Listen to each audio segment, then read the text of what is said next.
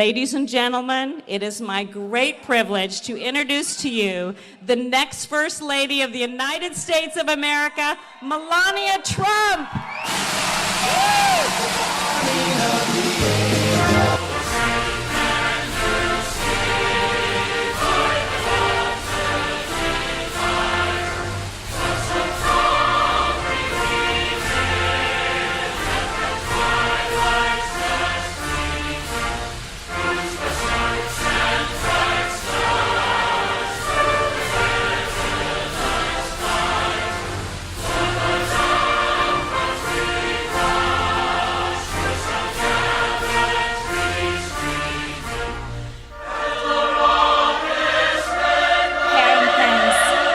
That was very nice. Thank you.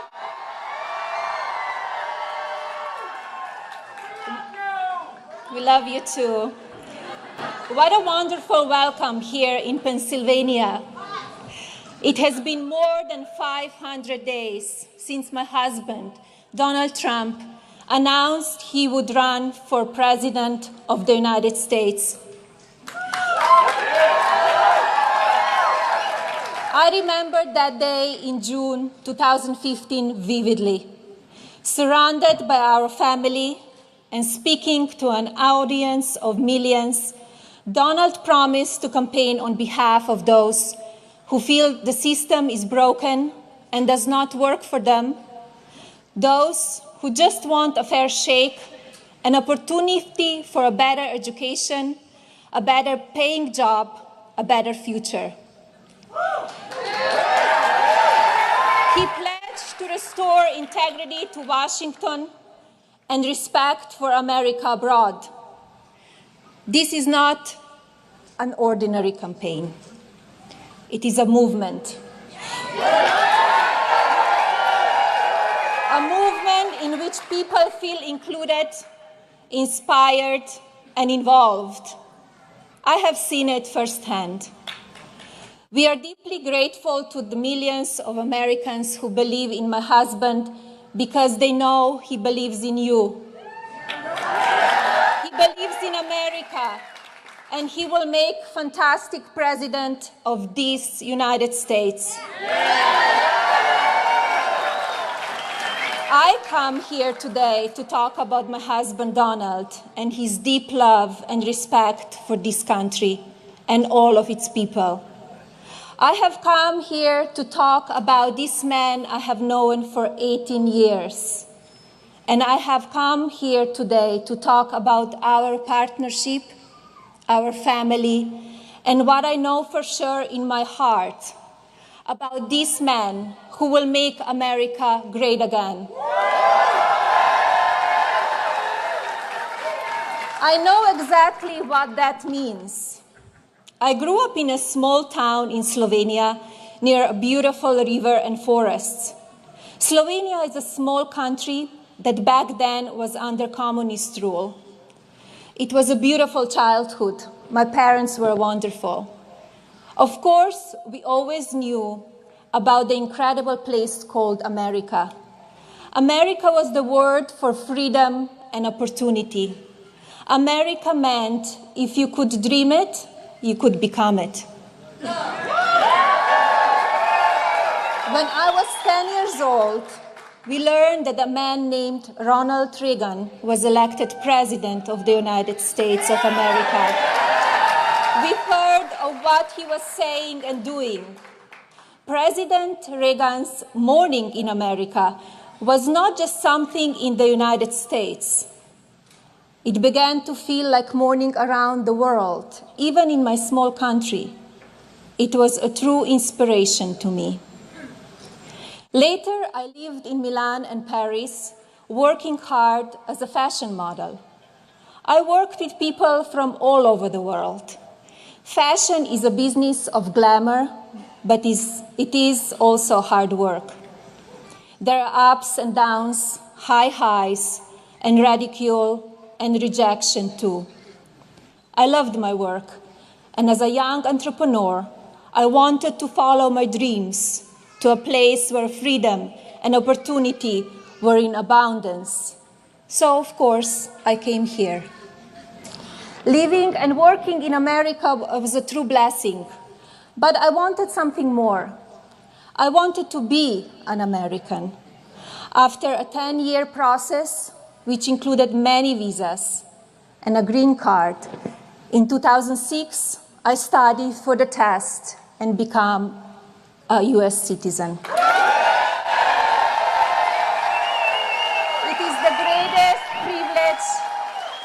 It is the greatest privilege in the world.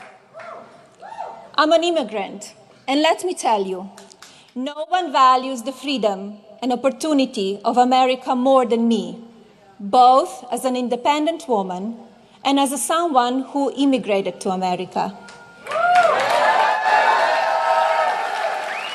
Love for this country is something we immediately shared when I met Donald. He loves this country and he knows how to get things done, not just talk. He certainly knows how to shake things up, doesn't he?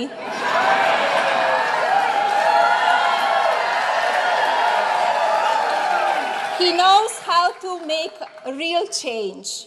Make America Great Again is not just some slogan. It is what has been in his heart since the day I met him. Over the years of our marriage, I have watched my husband grow more and more concerned as he sees American workers suffer. I have watched him get frustrated as he sees parents struggle to care for children while working outside the home. I have watched him as he sees over and over again policies that make our country less strong, less secure, and less safe. Every time my husband learned of a factory closing in Ohio or North Carolina or here in Pennsylvania, I saw him get very upset. He could see what was happening. He saw the problems. And he always talked about how he could fix them. My family is truly blessed. The most important thing we have in our family is health and love and loyalty. Donald has built a very successful company. The privilege to go to work each day to do a job that he loves, alongside of his adult children. This is a great blessing for any parent. He had a great and fulfilling life. But Donald knew he could not sit by anymore and watch what was happening in our country. And that is when this campaign, this movement began.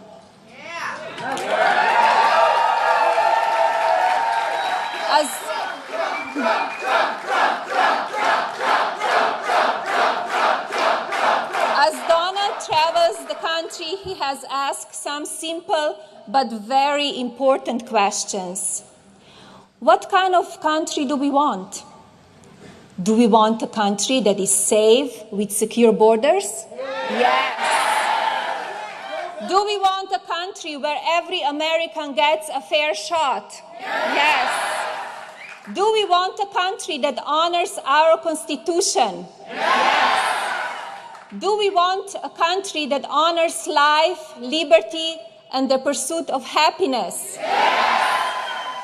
Do we want a country that respects women and provides them with equal opportunity? Yes. Do we want a country where every child has access to a good education? Yes. Do we want children to be safe and secure and dream big dreams? Yes. Do we want a president who is beholden to no one but you, the American people? Yes. Do we want a president who is a fighter for us and will never give up? Yes. Then we want Donald Trump to be our president.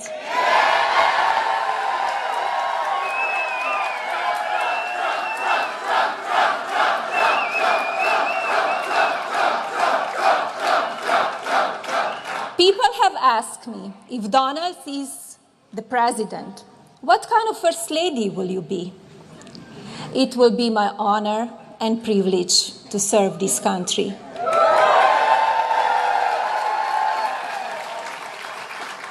I will be an advocate for women and for children. Let me tell you a little bit more about what that means to me. I'm a full-time mother to our son, Baron, an incredible boy. As his father travels around the country, running for president, I'm with our son. We talk a little bit about politics and a lot about life, homework, and sports. Baron has many privileges and advantages. We know how fortunate we are.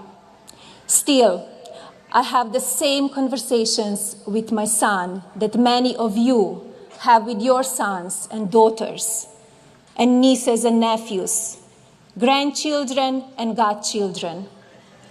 I want my little boy to know that he is blessed to have been born in a country that values individual freedom and constitutional democracy. I want our children in this country and all around the world to live a beautiful life, to be safe and secure, to dream freely of love and a family of their own someday. We need to teach our youth American values: kindness, honesty, respect, compassion, charity, understanding, cooperation. I do worry about all of our children. As we know, now social media is a centerpiece of our lives. It can be a useful tool for connection and communication. It can ease the isolation that so many people feel in the modern world. Technology has changed our universe. But like anything that is powerful, it can have a bad side. We have seen this already. As adults, many of us are able to handle mean words, even lies. Children and teenagers can be fragile. They are hurt when they are made fun of or made to feel less in looks or intelligence. This makes their life hard and can force them to hide and retreat. Our culture has gotten too mean and too rough, especially to children and teenagers. It is never okay when a 12-year-old girl or boy is mocked, bullied, or attacked. It is terrible when that happens on the playground, and it is absolutely unacceptable when it's done by someone with no name hiding on the internet. We have to find a better way to talk to each other, to disagree with each other, to respect each other. We must find better ways to honor and support the basic goodness of our children, especially in social media. It will be one of the main focuses of my work if I'm privileged enough to become your First Lady.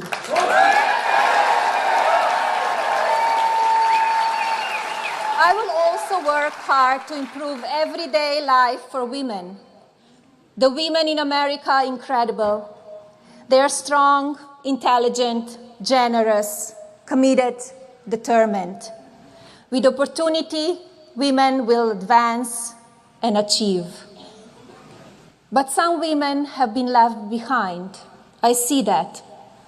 We cannot call ourselves a fully developed or advanced nation when 50% of our women live in poverty, when 16 million are without health insurance, when too many are choosing between basic needs like rent, food, and health care.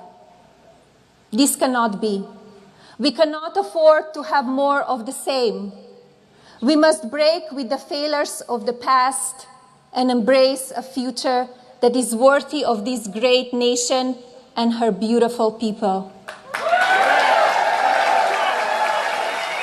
We must win on November 8th. And we must come together as Americans.